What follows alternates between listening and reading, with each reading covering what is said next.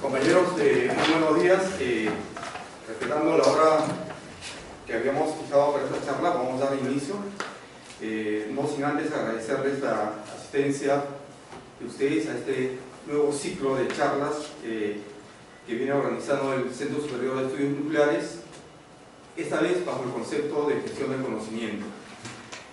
Como ustedes saben, nosotros tenemos una población de investigadores con alto rango de edad que oscilan entre los 55 hasta 60 años, y es urgente, por un tema de sostenibilidad de las actividades del IPEN, hacer, digamos, gestión del conocimiento. Por esa razón hemos querido empezar con esta charla, para la cual invitamos al ingeniero Mario Mariapoma, porque el tema de su área es de suma importancia, y vemos que en esa área hay poco personal. Incluso este año el ingeniero Genaro Rodríguez ya se retira, ¿no? Y queremos institucionalizar, digamos, este tipo de charlas bajo la óptica de gestión del conocimiento, para poder captar, digamos, todo el conocimiento tácito que ha podido adquirir durante años, acumular durante años los especialistas, ¿no? Como ustedes saben, el conocimiento tácito, si se va la persona, se va con ella este tipo de conocimiento, ¿no? Los procedimientos, los contactos, el know-how de cómo hacer las cosas en su área. Entonces, por esa razón, es conveniente que la institución, ¿no?, capte esos conocimientos y debidamente sistematizados pueda servir para las otras generaciones. Bien, en esta oportunidad el ingeniero Mario Mariapoma nos va a hablarnos sobre la experiencia de Perú en la seguridad física en el transporte de materiales radiactivos. Como ustedes saben, el ingeniero Mariapoma es un referente en este tema. Todos conocemos sus obtenciones académicas, las competencias que ha ido adquiriendo durante estos años, que lo han llevado a ser considerado como experto OIEA, consultor de OIEA, ¿no? Entonces, yo creo que esta charla, bajo esa óptica, va a ser de mucho provecho. La dinámica de esta charla va a ser 40 minutos, 40-50 minutos de presentación, y luego una ronda de preguntas por 10 minutos, porque está programado para que termine en una hora. Les comunico al auditorio que esta charla está siendo grabada por un tema de autoridad. Muchas gracias, Toño, por la presentación. Voy a poner por este lado para estar más cómodo. Y más bien quisiera así rescatar un aspecto que has dicho, cuando has mencionado de que ya la población del IPEN pertenece al grupo de alto rango de edad, y veo que la mayoría acá pertenece justamente a ese grupo, alto rango de edad. Así que en ese sentido va a ayudar, digamos, esta presentación para poder transmitir algunos conocimientos técnicos.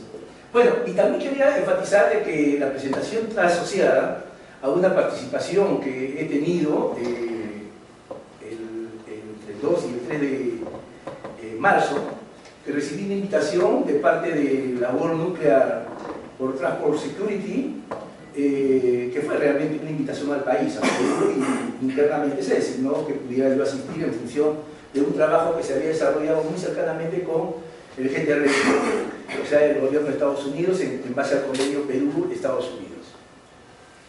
Bueno, vamos entonces a entrar de lleno al tema. Yo quisiera un poco ver la parte del contenido, y voy a tratar de ajustarme al tiempo que se me ha concedido. Entonces hay algunas vistas que las voy a pasar rápidamente, porque yo creo que ese es lo importante de las vistas, que muchas veces ayudan a hablar menos y rápidamente darse cuenta de lo que se puede estar justamente explicando. Este básicamente es el contenido, una breve introducción. No podemos hablar sobre aspectos de seguridad en general si que no hablamos de las regulaciones. Hay regulaciones y recomendaciones internacionales. Estas regulaciones muchas veces toman en cuenta, como en este caso, las categorías de las fuentes radiactivas.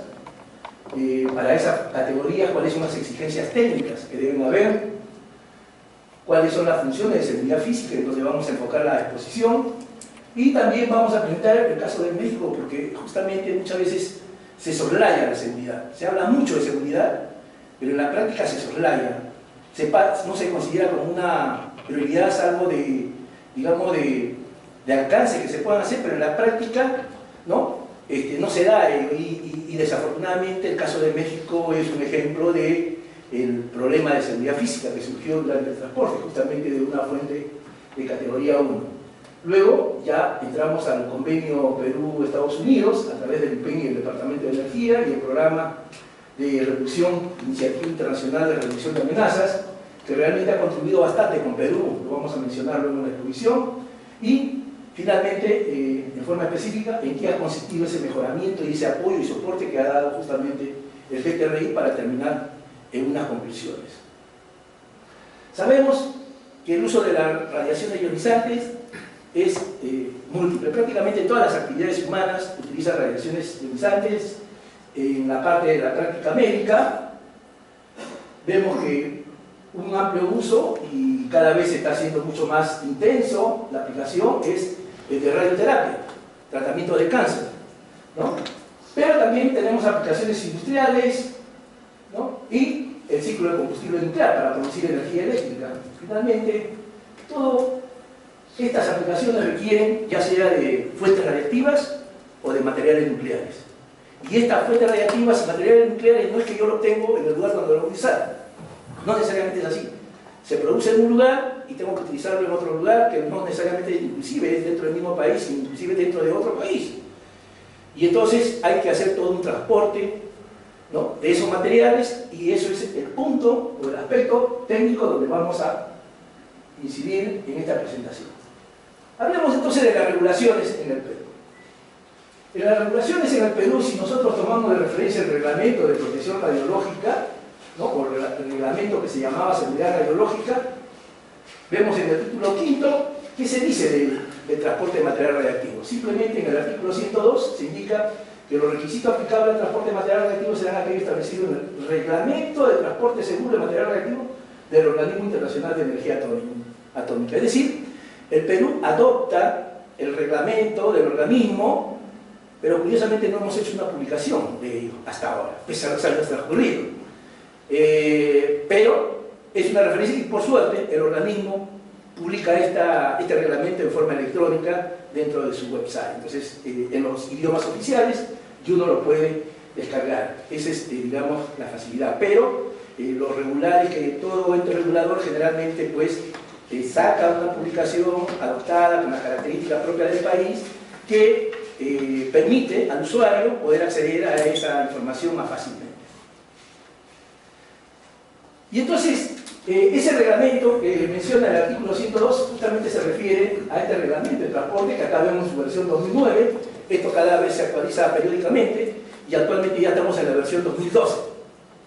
Pero este reglamento me permite a mí identificar qué cosa es un bulto, los tipos de bultos y también su categoría, ¿no?, asociándolo con el etiquetado, es decir, una serie de exigencias técnicas, pero que el objetivo es la protección de las personas por el bulto que yo voy a transportar. De las personas en general, tanto del personal ocupacionalmente expuesto, del público en general y del ambiente. Y es lo que denominamos nosotros la seguridad tecnológica. La seguridad tecnológica significa implementar medidas que no pongan en riesgo a las personas que van a hacer uso del material reactivo ni al público en general. Pero ese fue aprobado, como hemos dicho, por un decreto supremo, y miren ustedes, en el año 97. Por suerte, porque no teníamos realmente, porque ustedes saben, hay una jerarquía de dispositivos legales. Dentro del uso de material reactivo, por ejemplo, ¿quién sería la autoridad? Hay un Ministerio de Transporte. Y el Ministerio de Transporte es el ente regulador en mercancías peligrosas. Y recuerden que materiales radiactivos simplemente es una mercancía peligrosa clase 7. Y no había la interacción entre las organizaciones, a veces nacionales, y por suerte se dio a través de un desarrollo de un curso regional que se dio con el apoyo del Organismo Internacional de Energía Atómica, y así se fueron desarrollando una serie de normas específicas. Pero lo interesante de todo esto es que veamos aquí el reglamento de protección radiológica que fue aprobado en el 91 con una resolución suprema. Lo que vemos de color verde son dispositivos legales aprobados por el Congreso, mientras que lo de color amarillo es por el Poder Ejecutivo, y entonces hay una jerarquía de dispositivos legales. Si hay un dispositivo legal que es aprobado por el Congreso, está muy por encima de cualquier dispositivo aprobado por el Poder Ejecutivo. Y entonces, si nosotros estamos simplemente respaldados por un reglamento que ha sido aprobado por resolución suprema, basta con que haya un dispositivo a nivel del Ministerio de Transporte o del Ministerio de Salud, por decir, para que automáticamente nosotros, por la jerarquía de los dispositivos legales, no podamos hacer frente a ese tipo de dispositivos o reglamentaciones que puedan haber surgido como resultado de la aplicación de esa ley. Por suerte, en el año 2003 se dio la ley 28028, que regula el uso seguro de radiaciones ionizantes. Una ley aprobada por el Congreso, y allí sí ya pone al IPEN en un nivel que prácticamente le permite implementar todas las medidas y reglamentación de seguridad radiológica, e inclusive sin necesidad ya de adicionales, digamos, para hacer reglamento de forma específica, de recurrir a un decreto supremo, sino la presidencia del IPEN, avalado por esta ley, puede dar a través de resolución de presidencia, aprobar reglamento, y así ha ocurrido para el caso de medicina nuclear, para el caso de radiografía industrial, que no teníamos reglamentación alguna al respecto de forma específica, simplemente teníamos una norma del tipo general.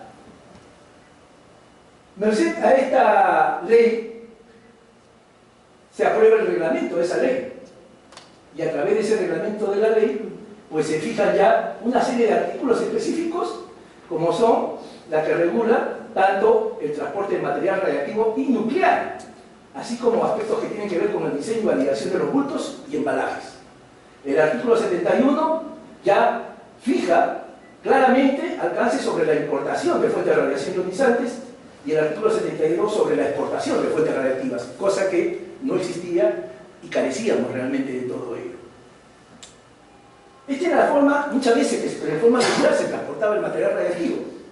Vemos un equipo de gamografía industrial que sabemos es de la que, de acuerdo a los antecedentes y las estadísticas, es donde se ha producido la mayor cantidad de accidentes con esta consecuencia, muchas veces, sobre todo cuando la actividad de la fuente es muy alta. Estamos hablando pues que la fuente está por encima de los 100 curios, hablamos de fuentes de iridio 192 por lo general, pero miren ustedes la unidad móvil, ¿no? Nada cubierta, es decir, no había mayores exigencias realmente, salvo alcances del tipo general. Hasta ahí estamos hablando de la seguridad tecnológica. Esto agradezco a Alejandro Zapata, porque me muestra justamente una foto de cómo fueron traídos los elementos combustibles, los materiales nucleares, los elementos combustibles para el reactor acá en Raxo. Todo un convoy, miren ustedes, para justamente poder colocarlos en el reactor nuclear. Y después le preguntaba, ¿y cómo se hacía el transporte desde sede central hasta Raxo? ¿No?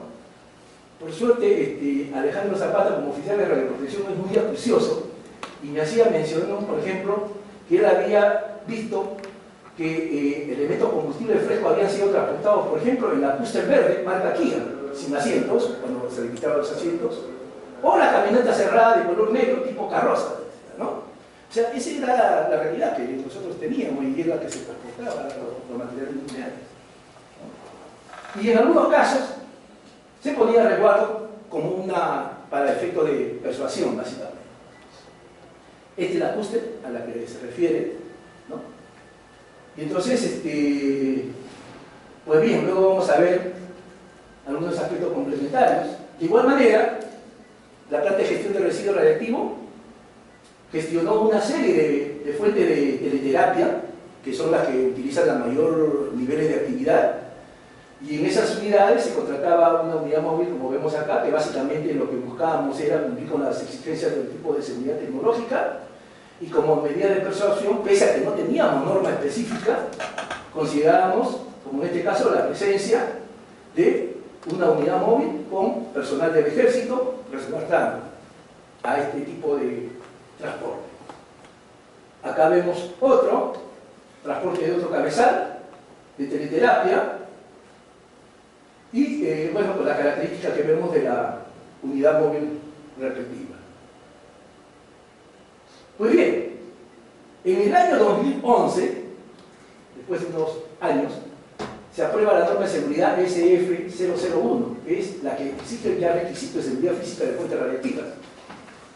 Y ahí se da requisito específico en el transporte de fuentes radiactivas. ¿Qué es lo que me dice eso? La tabla D, anexo 1, me indica que ese reglamento, primero, debo aclarar que fue hecho con el apoyo justamente del DOE. Vinieron gente de Estados Unidos para apoyar y en forma coordinada trabajar con el ente regulador, basándose la norma en las recomendaciones internacionales que toma de cuenta ya la seguridad física, no solamente la seguridad tecnológica, y que tome en cuenta estas publicaciones que vemos aquí, que son básicamente el Código de Conducta sobre seguridad tecnológica y física de las fuentes radiactivas, la seguridad de fuentes radiactivas, la seguridad física, y la publicación número 9 de la Comisión de Seguridad Nuclear, la seguridad física en el transporte de materiales radiactivos ya en forma específica. Como resultado de ello, se obtiene la norma correspondiente y esa norma establece, en concordancia a las recomendaciones del organismo, una categorización de las fuentes radiactivas. Aquí observamos las categorías del 1 a 5, ¿no?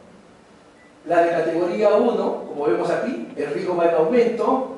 Esta imagen básicamente lo que me representa es el nivel de riesgo asociado a este tipo de equipos y de fuentes radiactivas, ¿no? Y que el organismo toma de referencia la relación de la actividad con el valor de D, que el D es el valor umbral que es capaz donde se puede producir efectos del tipo determinístico. Entonces, porque sabemos que es el rendimiento visible, entonces toma de referencia a esos valores para el efecto de hacer la categorización correspondiente. Entonces, observamos que la categoría 1 de los materiales que se identifican, en este caso, nosotros en nuestro país no tenemos generadores termoeléctricos, pero sí tenemos irradiadores y tenemos fuentes de teleterapia.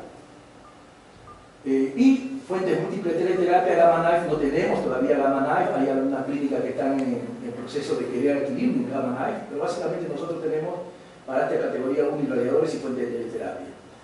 Como categoría 2 se encuentran fuentes de radiografía industrial, como lo que mostré hace un momento, y fuentes de braquiterapia de alta tasa de dosis, que todavía nosotros no tenemos tampoco en nuestro país.